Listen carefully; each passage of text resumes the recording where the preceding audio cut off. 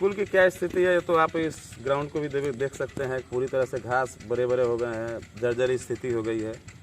विगत 15 माहों से हम लोग पूरी तरह से बेरोजगार हैं और इस 15 माह में चाहे केंद्र सरकार हो चाहे राज्य सरकार हो, दोनों स्थिति में हम ये समझ रहे हैं कि इस निजी शिक्षक इस धरती पे कोई जीव है, ऐसा कहीं से प्रतीत नहीं हो रहा है। क्योंकि कोई भी सरकार ये पूरी तरह से जानती है कि इस कोविड काल में सबसे पहले अगर किसी को बंद किया गया तो स्कूल को बंद किया गया, सबसे अंत में कोई खुलना है तो स्कूल ही खुलना है, सबसे ज़्यादा अगर कोई प्रभावित होना है तो स्कूल ही होना है और स्कूल के शिक्षक ही होने हैं।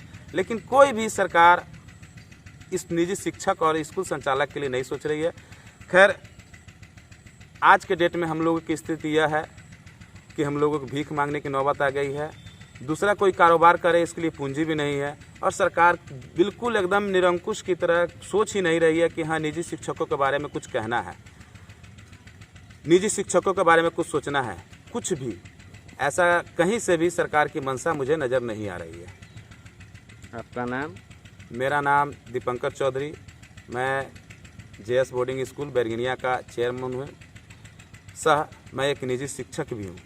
मेरी आय का स्रोत सिर्फ़ और सिर्फ मेरे शिक्षा दान करने से जो आय का स्रोत है, उसके अलावा मेरे पास कोई स्रोत नहीं है। जहाँ तक आप सोच रहे होंगे कि ऑनलाइन क्लासेस कहाँ के लिए है?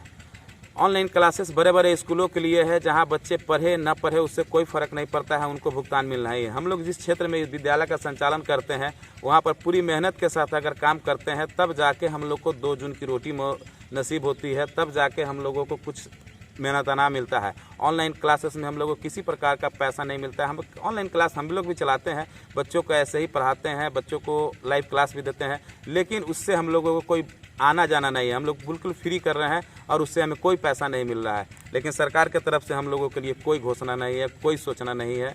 इसलिए हम लोग सरकार से बहुत दुखी हैं। कोविड काल है, हम सभी सरकार के साथ हैं, पहले भी थे, आज आगे भी रहेंगे। हम लोग मध्यम वर्ग के जितने भी स्कूल वाले हैं, उन लोगों का हाल पूरी तरह से ख़त्म हो चुका है, वो पूरी तरह से बर्बाद हो चुके हैं। उनको अगर सरकार मदद नहीं करेगी तो इस कोरोना काल के बाद एक बहुत बड़ा बेरोजगारी का विस्फोट, एक बहुत बड़ा क्षेत्र है ये जो आप निजी स्कूल देख रहे हैं, ये रोजगार का एक बहुत बड़ा क्षेत्र है। लेकिन इस क्षेत्र को सरकार की जिस प्रकार से सरकार काम कर रही है, मुझे लगता है कि सरकार इसको पूरी तरह से ख़त्म करना चाहती है।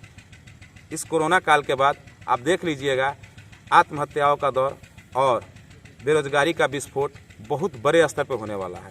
इस चीज़ को सभी कोई समझ ले। हम लोग खुद इतने पूंजी लगा के भी अगर सारा काम करें तो हम लोग खुद बेरोजगार हो गए होंगे और दूसरे काम करने के लिए पूंजी भी नहीं है। स्थिति यह है कि ना धोबी का गधा है, ना घर का है, ना घाट का है। नाम? मेरा नाम राहुल राज हुआ। क्या करते हैं? मैं एक निजी शिक्षक हूँ। और इस कोरोना काल में 1.5 माह से जो बंद है और उसमें आपका लालन पोषण पर परिवार कैसे चल रहा है? जहाँ तक सवाल है कोरोना महामारी की, ठीक है ना, स्टार्टिंग पीरियड में जब कोरोना महामारी 2019 के लास्ट में या बोल सकते हो 2020 के स्टार्टिंग में आया था, तो पूरे भारतवासी हर एक डिपार्टमेंट से हो, शिक्षक डिपार्टमेंट हो या कोई भी हो, सभी ने मिलजुल कर सरकार का बहुत ही समर्थन किया और कोरोना लॉकडाउन का क्या किया, पालन किया। लेकिन जैसे जैसे ये कोरोना का लॉकडाउन बढ़ते गया, आज ये 15 माह लगभग होने जा रही है, मतलब 1.5 साल तक होने जा रही है।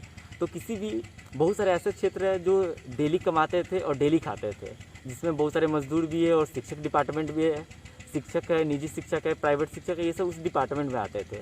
लेकिन जैसे जैसे लॉकडाउन बढ़ते गया, उनके द्वारा संचित जो पैसा था, जो उनके आमदनी के स्रोत से मिलता था, वो क्या करते, यूज करते करते ख़त्म करे। लेकिन आने वाले समय में, बीते समय में सरकार ने निजी शिक्षकों के लिए कुछ भी योजना, कुछ भी अनाउंसमेंट, कुछ भी राहत सामग्री या कुछ भी वित्तीय सहायता देने की कोशिश भी ना की, ना एक अनाउंस तक किए कि निजी शिक्षकों को ये दिया जाता है, जिससे कि वो भी अपने इस लॉकडाउन के पालन में और आगे तक भी निभा सके।